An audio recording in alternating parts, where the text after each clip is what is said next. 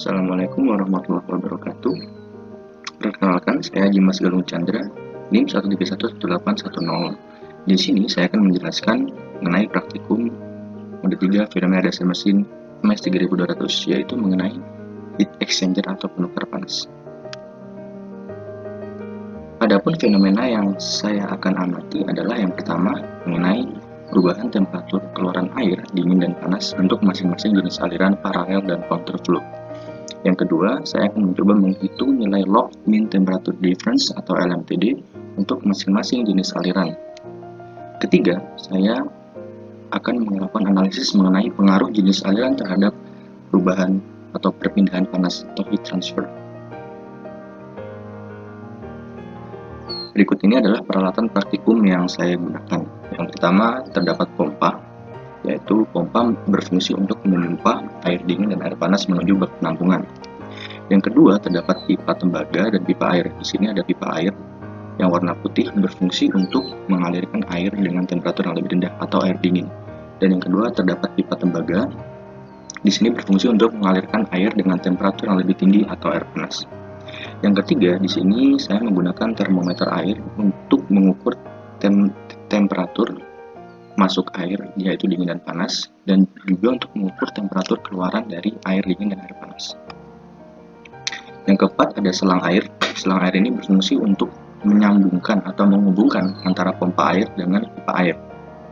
Yang kelima ini, berikut adalah alat atau assembly dari alat praktikum yang akan saya gunakan. Selanjutnya, saya akan menunjukkan video cara kerja alat tersebut dan juga prakteknya seperti apa. Oke, di sini saya akan menunjukkan terkait cara kerja alat praktikum yang saya gunakan.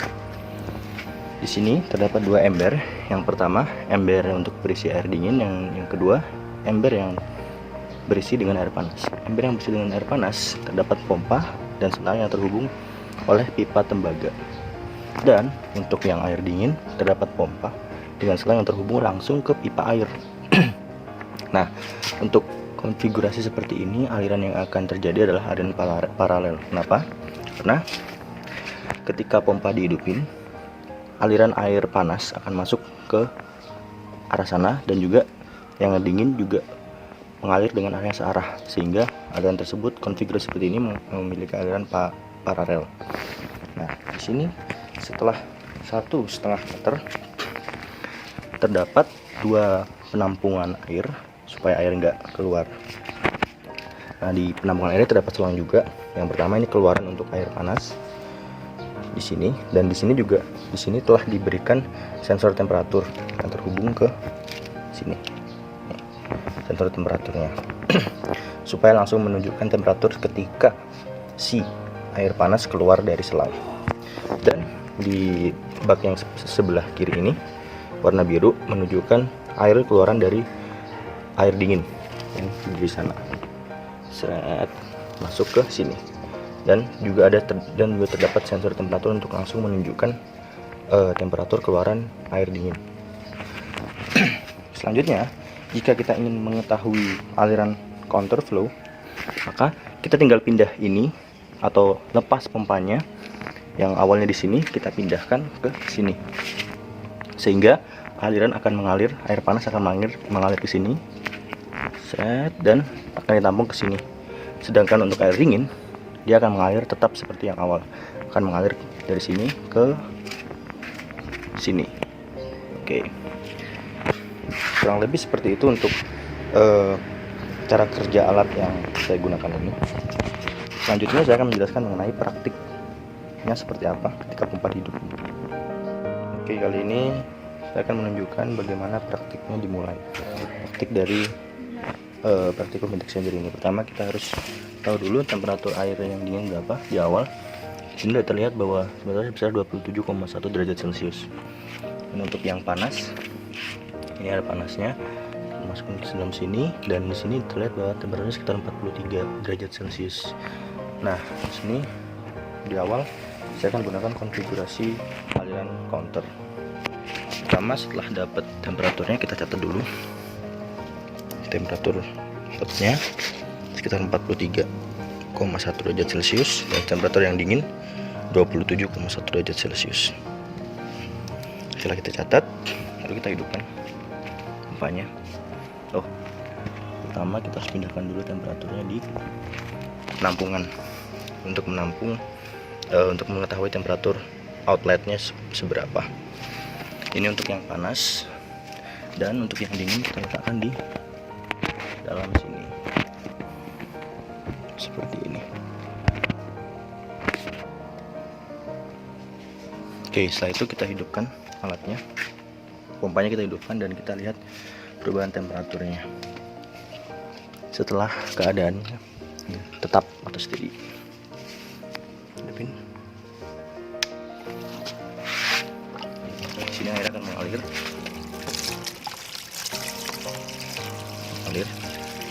dan juga air dingin akan mengalir. Nah, itu kita lihat perubahan temperaturnya hingga keadaannya steady. Ini untuk yang panas, untuk yang dingin. Oke, setelah kondisi steady, temperatur yang panas sekitar 38,9, untuk yang dingin sekitar 29,8. Oke, lalu kita catat, kita matikan dulu, kita catat untuk yang panas 38,9, dan untuk yang dingin sekitar 29,8. Selanjutnya saya akan melakukan aliran paralel dengan mengubah sedikit konfigurasinya. Yang panas ini akan dipindah ke sini. Oke, selanjutnya berikut adalah konfigurasi untuk aliran paralel. Pertama, tadi udah kita catat bahwa nilai temperatur untuk air yang panas setelah kita pindah adalah 43 derajat 43,1 derajat Celcius. Tulis dulu di sini.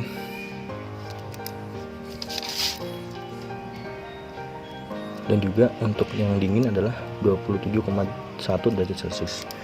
Nah, selanjutnya kita pindahkan temperaturnya di sini untuk mengetahui temperatur keluaran dari air dingin dan air panas. Oke, ini untuk air dinginnya, dan ini untuk air panasnya, aliran paralel. Setelah itu kita hidupkan pompanya. Ini air akan mengalir dan tertampung di sini. Selanjutnya kita tunggu sampai temperaturnya nggak berubah. Dan ini untuk yang panas dan ini untuk yang dingin. Setelah temperaturnya tidak mengalami perubahan, maka kita catat temperaturnya berapa.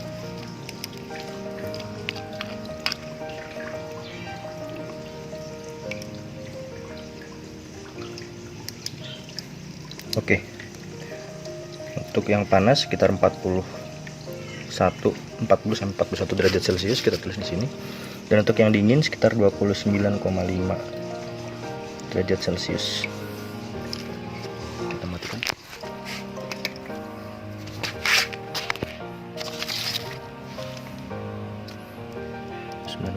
derajat Celcius, dan sini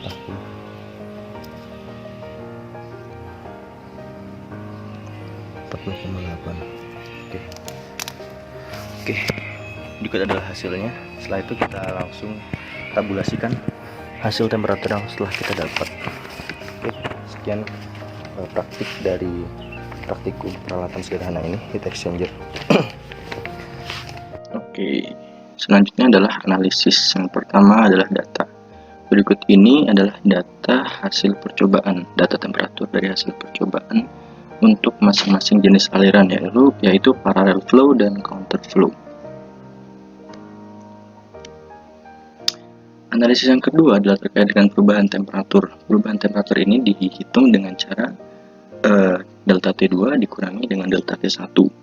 Untuk aliran paralel, perubahan temperatur di sini jauh lebih besar dibandingkan dengan aliran counter flow, di mana hal itu menyebabkan terjadinya thermal stress yang jauh lebih besar untuk parallel flow dibandingkan dengan counter flow. Analisis yang ketiga adalah terkait dengan log mean temperature difference. Di sini tentunya terdapat perbedaan antara LMTD untuk parallel flow dan juga untuk counterflow. Untuk LMTD parallel flow, nilai LMTD-nya berkisar 12,46 derajat Celcius, dan untuk counterflow nilai LMTD-nya adalah 12,60 derajat Celcius. Di sini dapat disimpulkan bahwa untuk aliran counterflow dengan temperatur masukan atau temperatur inlet yang sama, maka akan menghasilkan nilai log mean temperature difference yang lebih besar dibandingkan dengan parallel flow. Next.